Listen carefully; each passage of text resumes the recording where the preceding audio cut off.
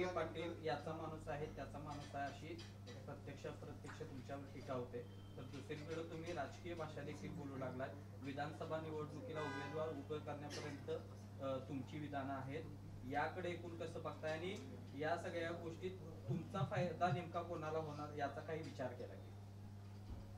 आता आम्हालाच होणार। सगळे मराठ्यांसह गोरगरीब जेवढे ओबीसी बांधवांपासून मुस्लिम बांधवांपासून दलित बांधवांपर्यंत सगळे सामान्य एकत्र येणार आहे, कारण ही सामान्याची लाट आहे। गोरगरिबाची लाट पहिल्यांदा आहे 70-75 वर्षात, कधीच आलेली नव्हती। ही लाट गोरगरिबांच्याच कामाला येणार आहे। आणि माझ्याबद्दल बोलावं तर मला सगळ्या पक्षांचे नेत्याचे नावं लावले, याचा माणूस येते त्याचा माणूस, कोणालाच मी सापडत नाही।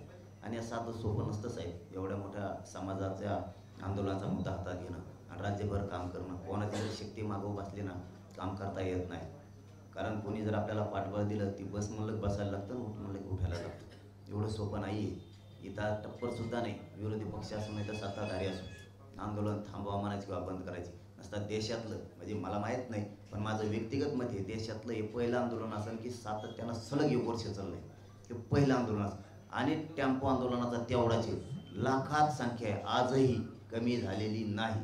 हे पहिलं आंदोलन असेल, कोणी पाठीमागं असतं हे शक्य नव्हतं।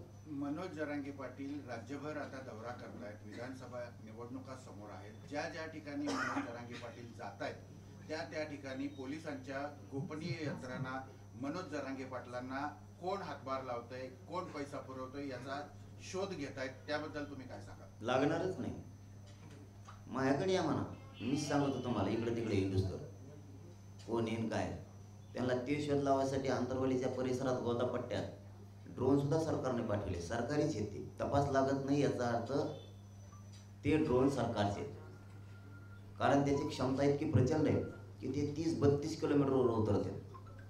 याचा अर्थ ते चिल्लर माणसाचं काम नाही आहे, कारण ते खूप ताकदीचे येतं, कारण त्याला पैसा सुद्धा भरपूर लागत असणार आहे। आणि सामान्य माणसाला जर ते त्याला घिरट्या घालायला लावायच्या असल्या त्याला ते शक्य नाही, कारण ते 30-32 किलोमीटरवर उतरतात, एवढी क्षमता आहे त्याची। त्यामुळे ते बी सापडे देत आणि मागं बी सापडेलं त्यांनी 11 महिने शक्यतो त्यांनी तेच काम केलं। मागं कोण पैसे पुरीत आहे, आंदोलनात लोक कुठून येतात, लोकात आक्रोश आहे स्वतःच्या लेकराचा। लोकाला स्वतःच्या मुलाचे चेहरे बघितल्यावर जेवण सुद्धा जात नाहीये, त्या आरक्षणामुळे इतके हाल होत आहेत। त्यामुळे लोकांमध्येच इतका आक्रोश आहे, लोक स्वतःहून पक्षाचे नेते सोडून आंदोलनात सहभागी।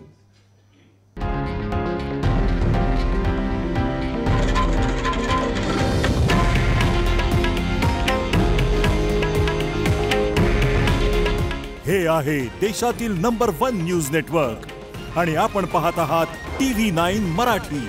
काळजी तुमची, हित महाराष्ट्राचं।